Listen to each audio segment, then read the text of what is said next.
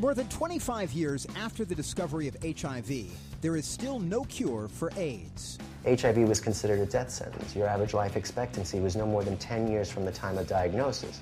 So now you cut all the way here to 2006.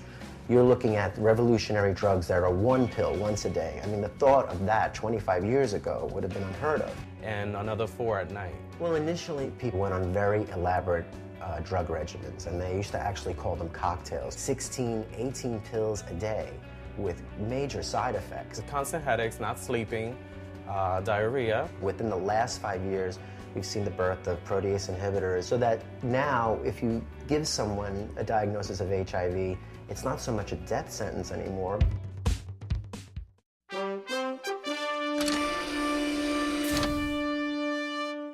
The results of circumcision and HIV studies conducted by the National Institute of Allergy and Infectious Diseases are in. They've revealed that medically performed circumcision significantly reduces a man's risk of acquiring HIV through heterosexual intercourse. While the initial benefit may be fewer HIV infections in men, ultimately those areas of the world where HIV is spread primarily through heterosexual intercourse, adult male circumcision could lead to fewer infections in women.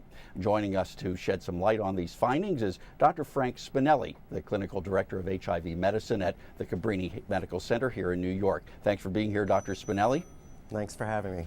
Tell us a little bit about this study, a pretty dramatic increase, about 50% reduction in the risk of getting HIV if a man's circumcised. That's exactly right. What they did was that this study was done in Africa, specifically in Kenya and Uganda. And what they did was they subsidized these men into two groups, those who were circumcised and those who were uncircumcised.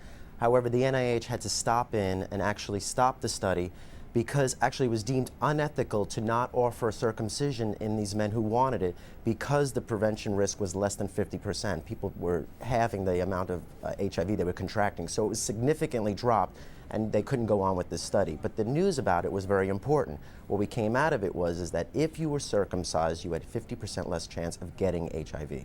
Social, political, and financial, all those things have to be taken into account. Thank Absolutely. you, Dr. Spinelli. Thanks for being here and sharing the information with us. Thanks for having me. Guess it was my lucky day. Went in for my shoulder. I mentioned I'm going to the bathroom more often. The doctor checks it out. Turns out I have enlarging prostate. He tells me it could get worse and lead to prostate surgery. Then he tells me about Avodart. He says over time, Avodart doesn't just shrink the prostate, it improves urinary symptoms and can reduce the risk of prostate surgery. Avodart is for men only. Women should not take or handle Avodart due to risk of a specific birth defect. Tell your doctor if you have liver disease.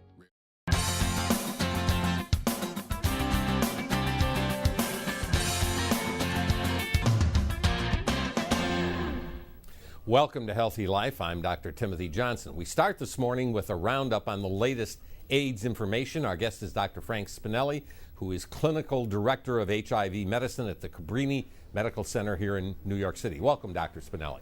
Hi, thank you for having me.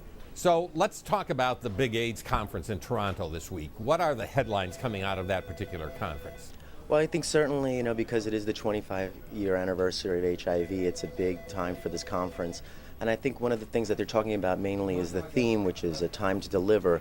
And I think that certainly speaks to the AIDS epidemic as a global effect and what effect it's having, especially in places like Africa. We know that there have been approximately 25 million deaths, 40 million people living. Do I have that figure right? Is it 40? Yes, 25 million deaths, 40 million cases 40 million worldwide. Cases worldwide. So it's obviously a huge epidemic, pandemic problem. Right, so let's absolutely. talk about how we approach that global kind of a problem. Everybody is hoping, of course, for a vaccine. What's the status of vaccine research? Well, I think certainly a vaccine is in order. There's still several stages before a vaccine would be available. I still think even at this meeting they've been talking about vaccines, but it's still so far away, and to just expect it in the near future, I think would be, it's too soon. Very good information, Dr. Spinelli. We thank you for joining us. Thank you.